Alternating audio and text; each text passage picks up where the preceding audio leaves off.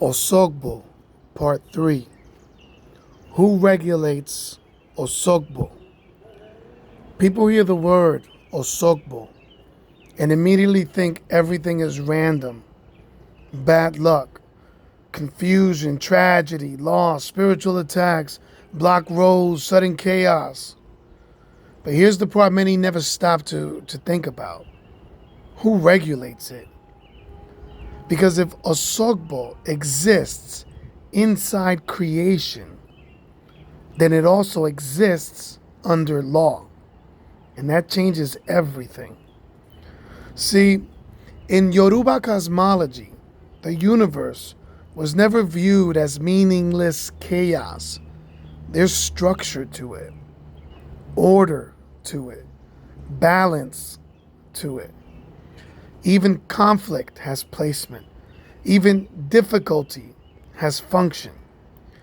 That's why the old teachings explain that ajogunes, the forces that bring struggle, imbalance, sickness, tragedy, delay, destruction, don't just move however they want.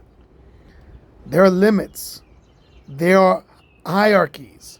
There are permissions. Nothing simply moves outside divine order. And this is where people miss the deeper understanding. Because many think spirituality means escaping all hardship forever. No. Spirituality teaches alignment so you can survive, navigate, and transform what comes. That's different. Because look carefully. Even in the Pataki, when conflict rose among the forces themselves, they still had to appear before Olofi. And what was given? Ebbo. Restoration, realignment, balance. Not panic, not hysteria, not theatrics. Order. That's why not every hardship means destruction. Some things arrive to expose disorder. Some things arrive to force correction. Some things arrive because your own decisions open the door. And yes, sometimes there are external energies. Sometimes there are heavy currents. Sometimes there are spiritual attacks. But not everything is witchcraft. Sometimes the collapse came from pride. Sometimes from stubbornness. Sometimes from ignoring warnings. Sometimes from moving without discipline. Sometimes from abandoning your ancestors. Sometimes from betraying your own ori. And that part is uncomfortable for people. Because it's easier to blame darkness than confront lack of alignment. But listen carefully. If Osogbo was absolute, nobody could escape it. Yet the teachings themselves say something powerful. Even Iku can sometimes be delayed through wisdom, sacrifice, alignment, and right action.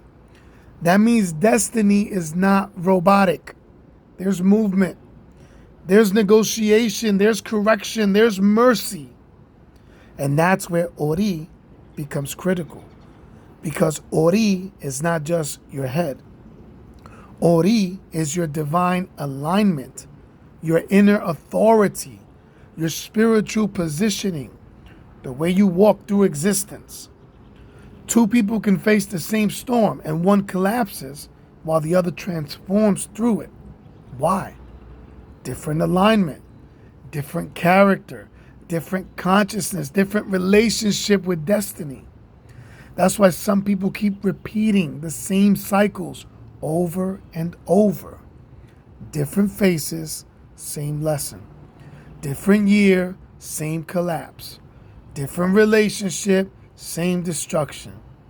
Because until consciousness changes, the door stays open.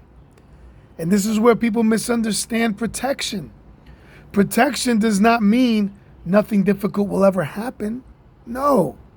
Protection means what should destroy you doesn't. What should bury you teaches you.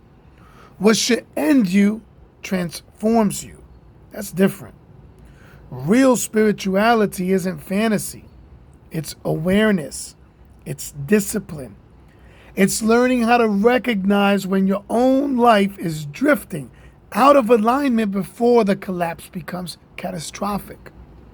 And sometimes the signs start small. Constant confusion, constant anger, constant accidents, constant delays, constant emotional heaviness, constant self-sabotage.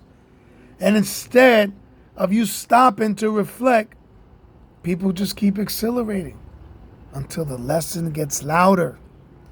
That's why elders always emphasized clean conduct, clear thinking, respect, discipline, prayer, ancestral connection, and self-awareness.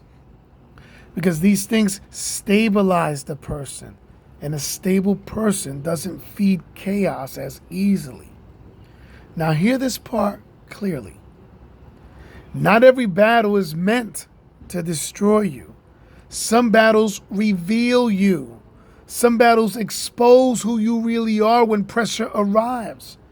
Some battles force evolution, and some battles are the very thing that wake a person up spiritually for the first time in their life.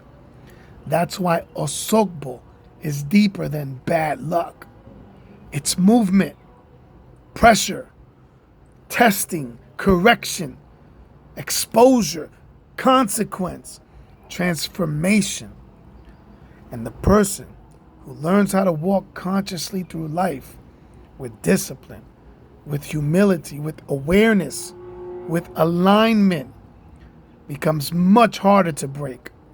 Not because life stops testing them, but because now they understand the laws behind what moves.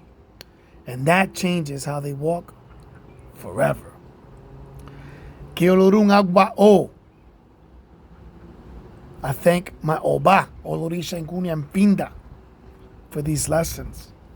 And my madrina, Obatala, Lisandra, mi yaya. Ese es paso firme, no da cambio. Che.